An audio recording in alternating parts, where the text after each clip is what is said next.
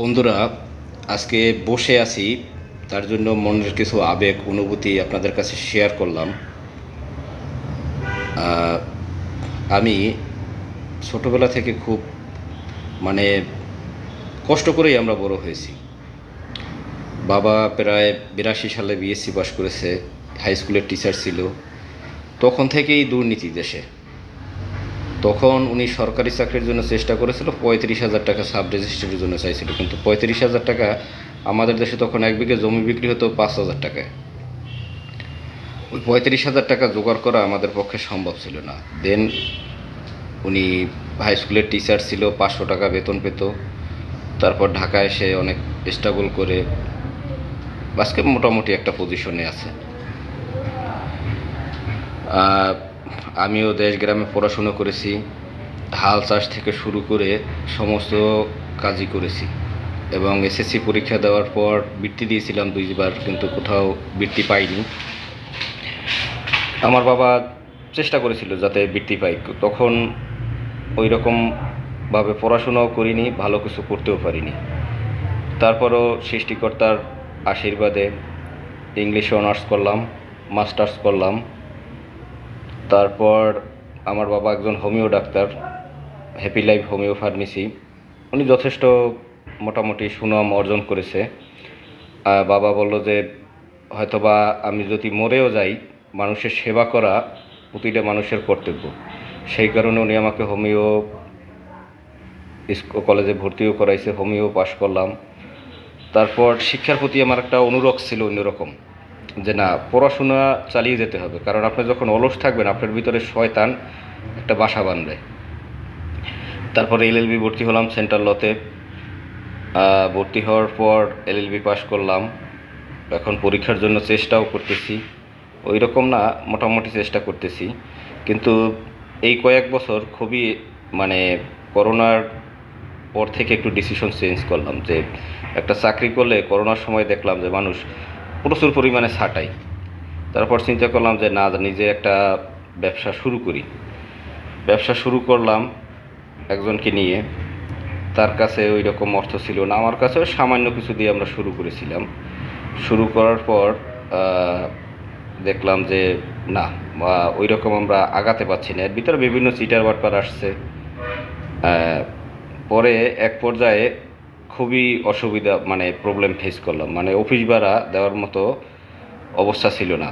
20,000 টাকা, আপনার কেউ 5,000 টাকা, অনেক বন্ধুবান্ধব ছিল যাদেরকে ওই রকম হেল্প করতে পারি না। তারপরও তারা আগে খুব বলতো যে না, সমস্যা পড়লে দেখিস।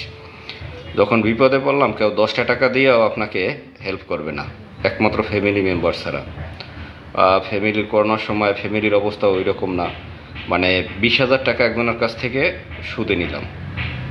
20,000 টাকায় তাকে 2500 টাকা করে সুদ দিলাম। প্রায় 1 বছর দিলাম সুদ। দেওয়ার পর চেষ্টা চালাইতেছি এবং অন্যান্য কাজকর্ম ইনভলভ হলাম, যে এক ব্যবসা থেকে চলবে না।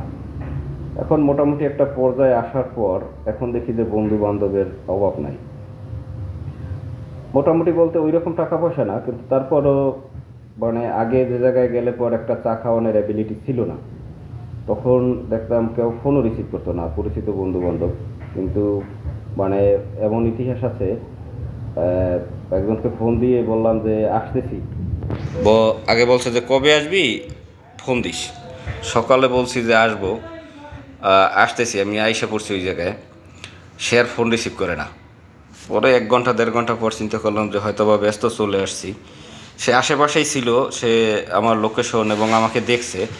দেখার পরও বলে যে পরে ফোন দিয়েছে, বাস ছেড়ে যাওয়ার পর আধা ঘন্টা পর, অনেক দূরে আসার পর, যে কই, আমি তো একটু ব্যস্ত ছিলাম, ফোন ধরতে পারি না। পরে বললাম যে চলে আসছি। কিছুদিন পরে দেখা যায় নিজের ভিতরে, যখন আপনি এই বিভিন্ন জায়গা থেকে কিছু কিছু কথা আছে যে মূল্যায়ন পাবেন না, তখন নিজের ভিতরে একটা প্রতিদ্বন্দ্বী আসে পড়ে, যে না, আমার একটা কিছু করতে হবেই। দেখবেন যেসব মানুষ আপনাকে অ্যাভয়েড করেছে 100% তারা আপনার কাছে ফিরে আসবে, কিন্তু এর জন্য সৎ নিষ্ঠা থাকতে হবে। এবং আপনি যদি সৎ থাকেন, যারা আমরা আস্তিক, ঈশ্বর আল্লাহর প্রতি বিশ্বাস আছি, তারা বিশ্বাস করে যে একদিন না একদিন কঠোর পরিশ্রম করলে আপনি একটা পর্যায়ে আসবেন, কিন্তু তখন দেখা যাবে ওই সব লোক আপনাকে খুব মূল্যায়ন করবে। এর ভিতর বন্ধুবান্ধবগুলা বাঁচতে হবে। ওই দুঃসময়েও কিছু বন্ধুবান্ধব থাকে যারা আর্থিকভাবে হেল্প করতে পারে না, কিন্তু মনোবল ধ্বংস করে না। তাদেরকে সবসময় মূল্যায়ন করবেন, কারণ আমি নিজে ভুক্তভোগী, দেখে এসেছি অনেক কিছু। আর এখন ওই রকম বন্ধুবান্ধব নেই, কিন্তু তারপরেও যারা মোটামুটি অ্যাভয়েড করেছে তারা এখন যোগাযোগ করে।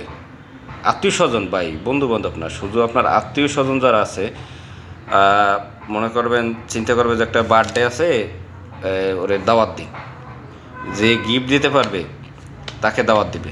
আপনি দেখবেন যে আপনি দুইবার গিফট দিতে পারবেন না, আপনার আর্থিক অবস্থা খারাপ, সংসার চলে না, একবারে যারা খুব ভালোবাসতো তারাও তখন ফোনও ধরবে না, ইভেন মূল্যায়ন করবে না, দাওয়াতও দিবে না। দাওয়াত দিবে ফ্যামিলির, আপনার ফ্যামিলির অন্য মানুষকে, কিন্তু আপনাকে দাওয়াত দিবে না। অন্য মানুষ বলতে যদি মনে করেন 2 ভাই 5 ভাই থাকে, যে ভাই টাকা পয়সা দিতে পারবে তার মূল্যায়ন মনে করেন অন্যরকম। তার আপনার ওয়াইফকে নিয়ে যাবেন, তার মূল্যায়ন নেই, তার ওয়াইফকে নিয়ে যাবেন, দেখবেন আহারে আহ্লাদে বাহাবা। সো দুঃসময়ে যারা ছিল তাদেরকে কখনো ভুলবেন না। এইটা যদি এই নীতি এবং সৎ পরিশ্রমী হতে পারেন, অবশ্যই must be you can success.